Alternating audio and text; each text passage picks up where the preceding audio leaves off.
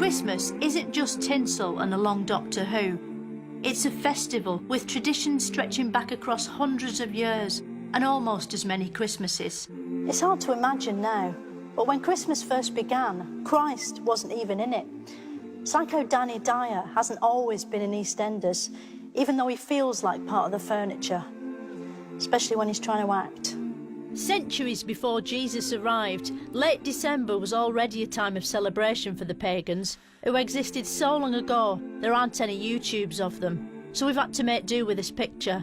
To find out what the pagans were, I spoke to an expert.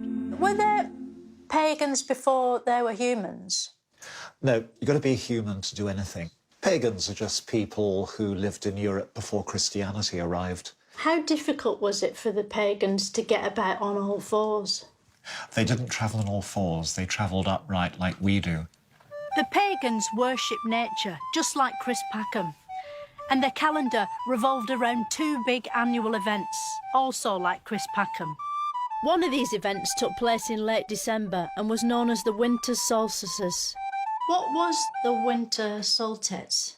It's the winter solstice. Solstice. Solstice. Solstice.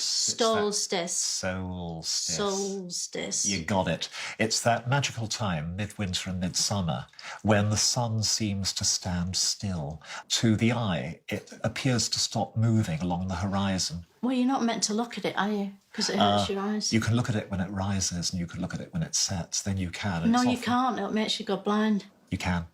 Trust me, you can't. can. That's probably why you've got glasses. As well as blinding themselves, the pagans celebrated the solstice by cutting down holly and ivy and dragging it into their homes, along with a giant Yule log which they'd set fire to. It sounds rubbish, but with no app store to speak of, killing trees and plants was as good as entertainment got, even at Christmas.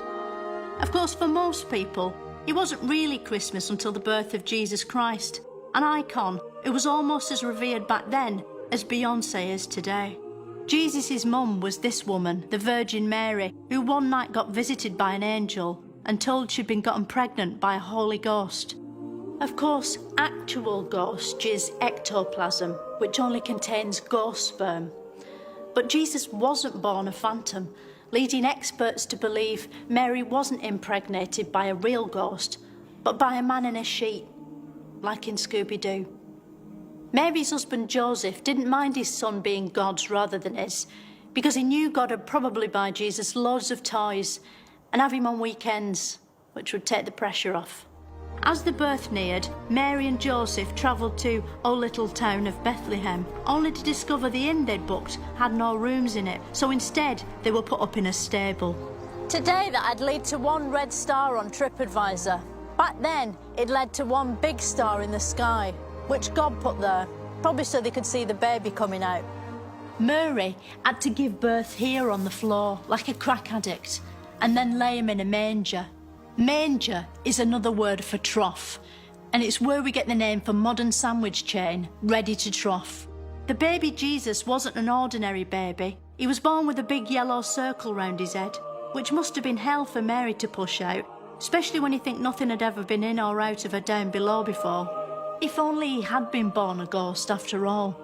Then he could have just floated out, clanking chains and going woo.